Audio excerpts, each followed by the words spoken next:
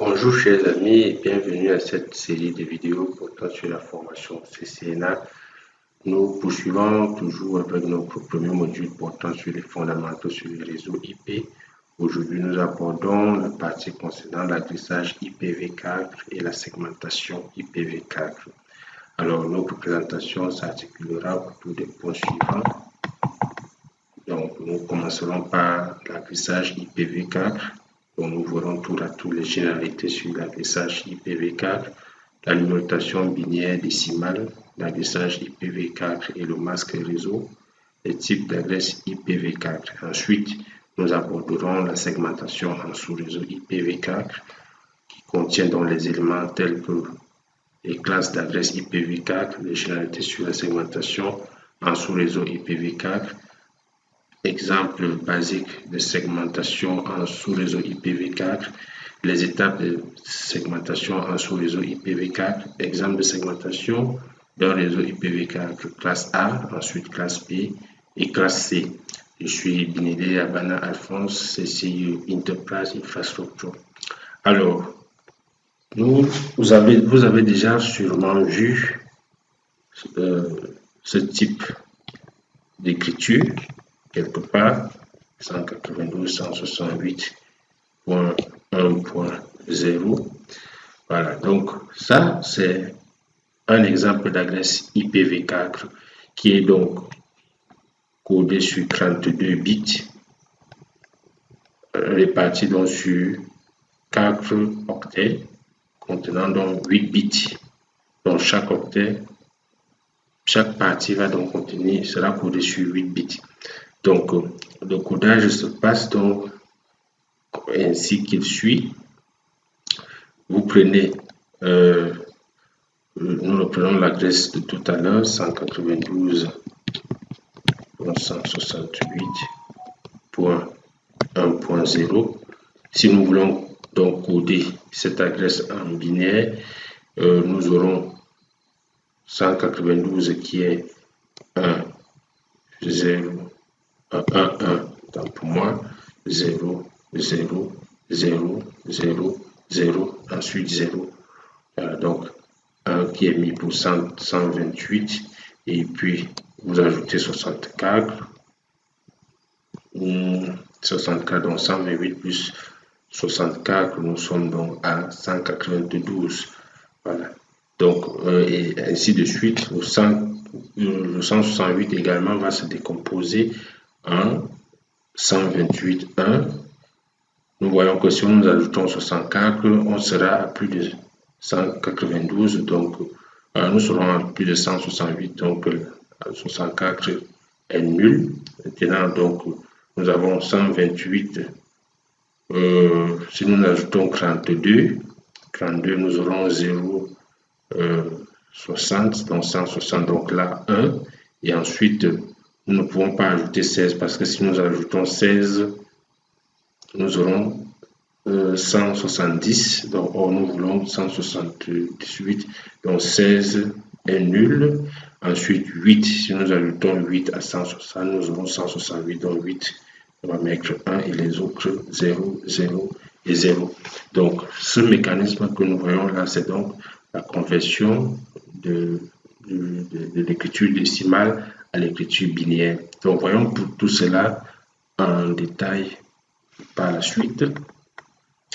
Donc Internet protocole donc est la troisième couche du modèle TCP/IP et est utilisé pour permettre aux différents équipements de communiquer sur Internet. Donc IPv4 est la version 4 de ce protocole et est largement donc utilisé malgré le nombre limité d'adresses qu'il permet d'avoir. Donc chaque équipement du réseau Internet est identifié par une adresse appelée IPv4 qui est unique ou adresse IP tout simplement, codée donc sur 32 bits, constituée de 8 blocs de 8 bits, donc d'un octet séparé d'un point. Voyons donc à présent comment la numérotation binaire décimale ou conversion binaire décimale s'effectue.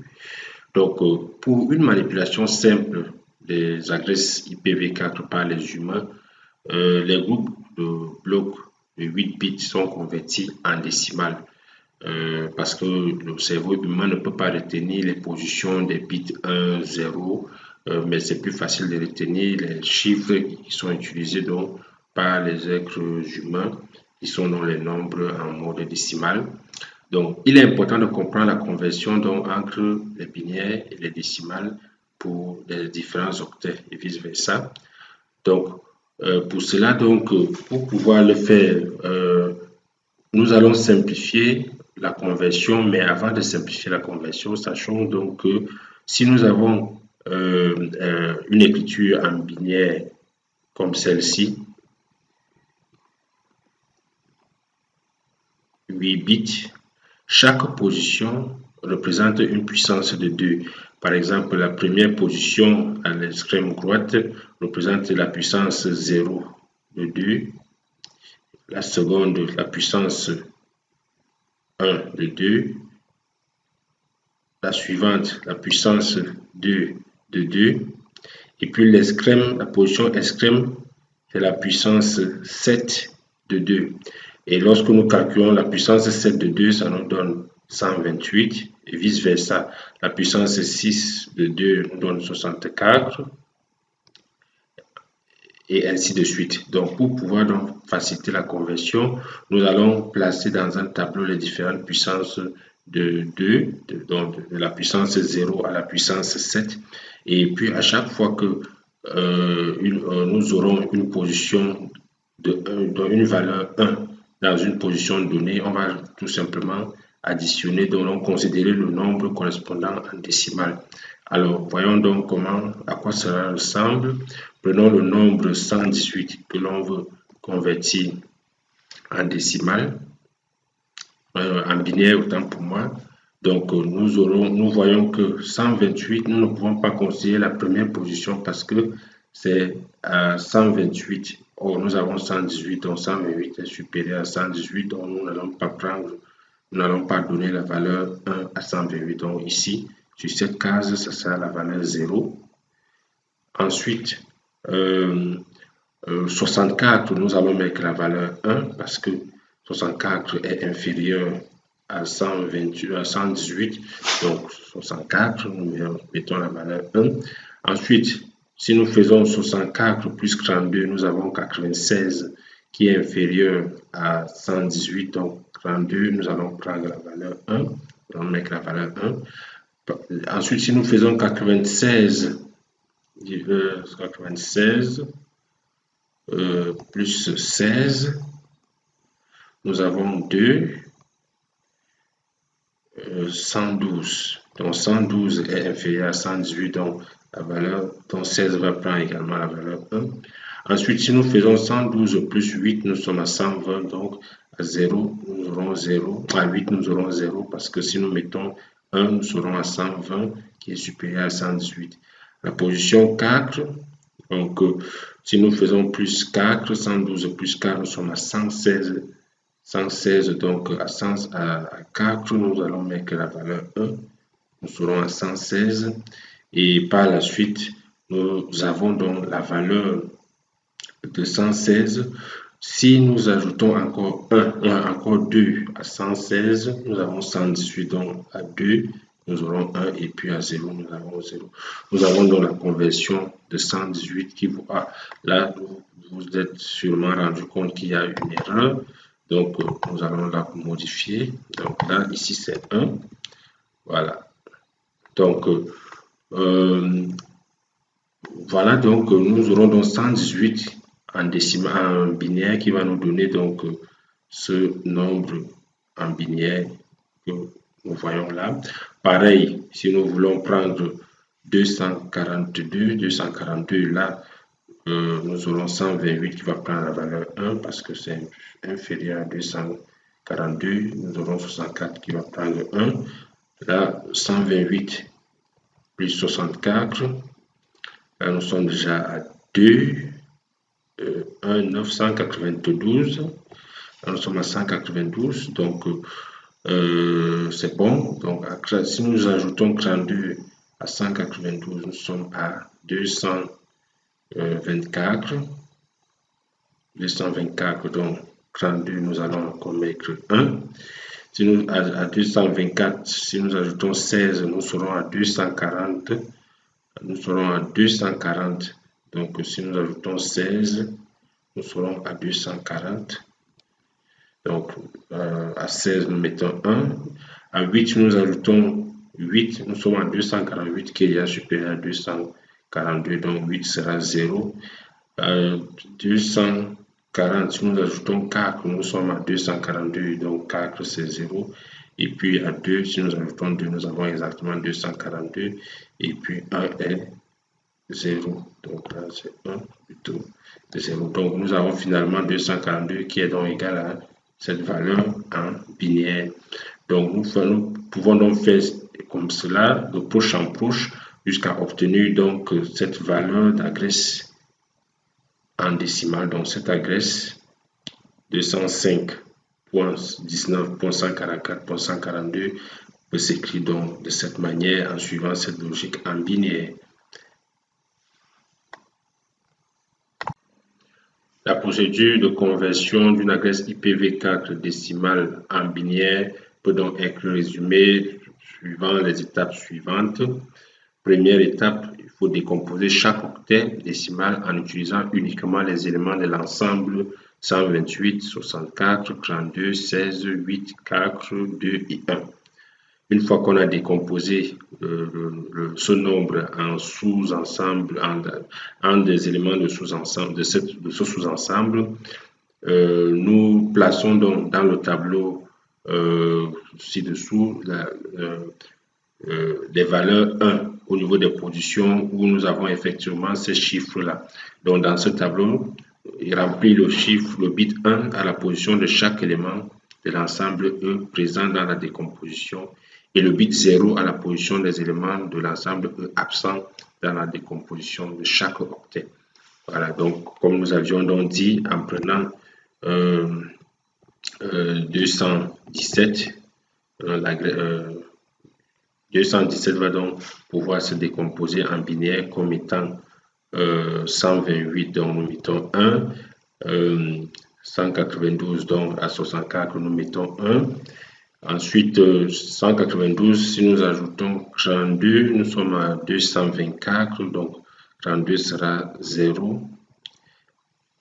Ensuite, si à 192, nous ajoutons 16, 192 plus 16, nous sommes à 8, 0, 2, 208, donc à 16, nous mettons 1. Ensuite, à 208, nous ajoutons 8, nous sommes à 216, donc 8, c'est 1. Et puis, nous sommes déjà à 216, donc 4 va prendre 0, 2, 0, et puis 1. Donc, nous aurons 217, 217, qui va donc nous donner 1, 1, 0, 1, 1, 0, 0 et 1 en binaire. Donc, cette valeur-ci. Passons à présent à l'agressage IPv4 et masque réseau. Le masque réseau, comme nous allons le voir, permet de séparer les réseaux. Donc, une adresse IPv4 a deux parties, la partie réseau et la partie hôte. Ceci est similaire à l'adresse d'une rue. L'adresse, par exemple, 254 boulevard de Liberté, comporte le numéro du bâtiment, qui est 254, et le nom de la rue, qui est boulevard de la Liberté. Chaque bâtiment est identifié par un numéro unique dans cette rue-là. Parallèlement, chaque équipement dans un réseau aura donc une adresse commune qui est au niveau de la similitude de tout à l'heure, l'adresse de la rue, et une adresse unique identifiant cet équipement. Si nous voyons toujours la similitude avec l'exemple précédent, cette adresse unique-là sera le numéro du bâtiment. Donc l'adresse commune est l'adresse réseau et l'adresse unique identifiant cet équipement est l'adresse hôte. Les bits de la partie réseau de l'adresse doivent être identiques pour tous les appareils résidant dans le même réseau, puisque nous avons vu que la partie réseau identifie une zone commune. Donc, ça veut dire que, comme un exemple précédent, nous avons la rue qui est commune à tous les bâtiments situés dans le long de la rue.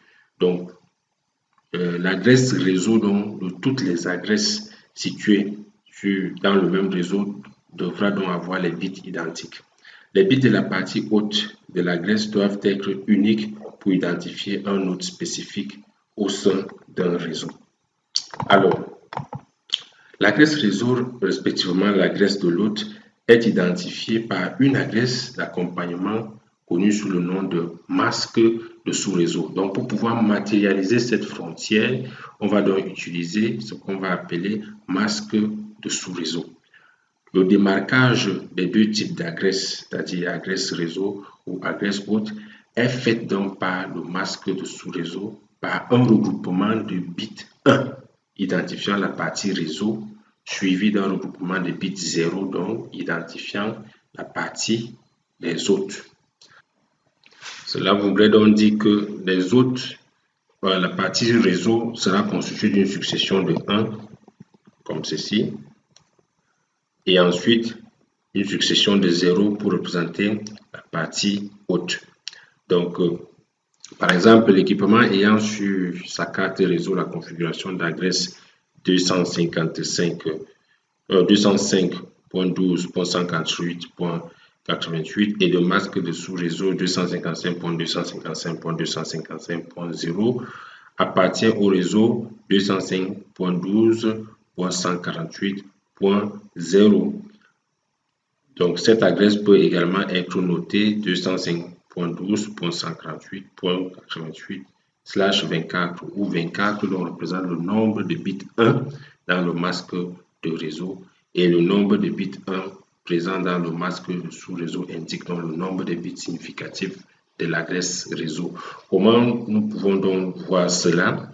Si nous décomposons le masque, nous allons nous rendre compte que c'est une succession de 255 3 fois et puis 0. Donc ça voudrait dire que nous avons 1, 1, 1, 1, 1, 1, 1, 1, point 1, 1, 1, 1, 1, 1, 1, 1, point 1, 1, 1, 1, 1, 1, 1, 1. Et ensuite, nous avons les 0, 8, 0. Voilà, nous avons 8, 0. De même, donc, nous nous rendons donc compte que les 24 premiers bits vont donc représenter la partie réseau et les 8 autres bits vont représenter la partie haute. C'est pour ça donc que les 24 premiers bits vont donc représenter les 3 premiers octets. C'est pour ça que nous avons, nous disons que cette machine, cette carte réseau appartient donc au réseau 205.12.148 qui représente donc les 3 premiers octets. Voilà. Voyons à présent les types d'adresses IPv4. Alors, les types d'adresses IPv4 sont les adresses unicast, les adresses broadcast et les adresses multicast. C'est quoi une adresse unicast? Une adresse unicast renvoie à un seul récepteur.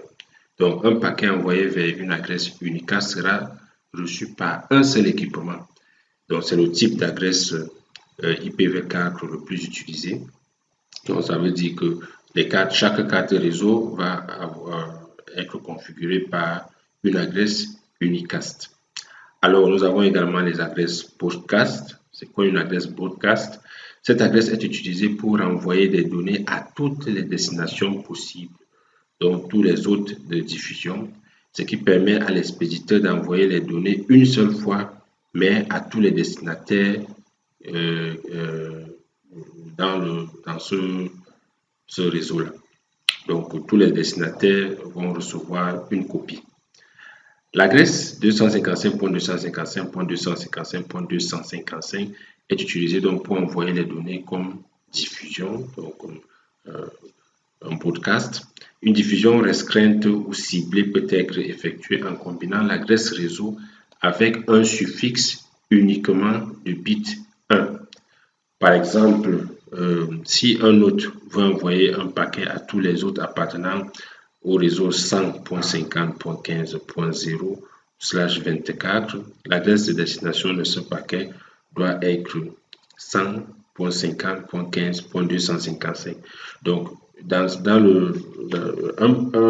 autre qui va recevoir ce paquet va savoir que c'est un paquet qui est destiné à tout le monde. Et il va donc d'abord identifier s'il appartient à ce réseau, donc 100.50.15.0/24. S'il appartient à ce réseau, il comprendra que ce paquet de diffusion lui est destiné.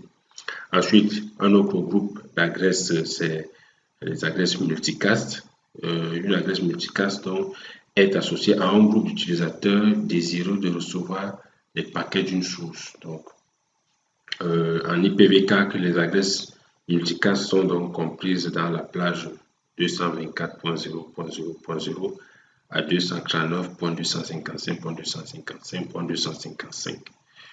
Donc, l'expéditeur envoie un paquet de son adresse source vers l'adresse multicast du groupe et tous les routeurs intermédiaires se chargent donc de les copier et de les envoyer à tous les récepteurs qui font partie du groupe multicast. Donc voilà en quelque sorte des généralités sur les réseaux IPv4. Nous allons donc poursuivre par la suite avec la segmentation en sous-réseau IPv4.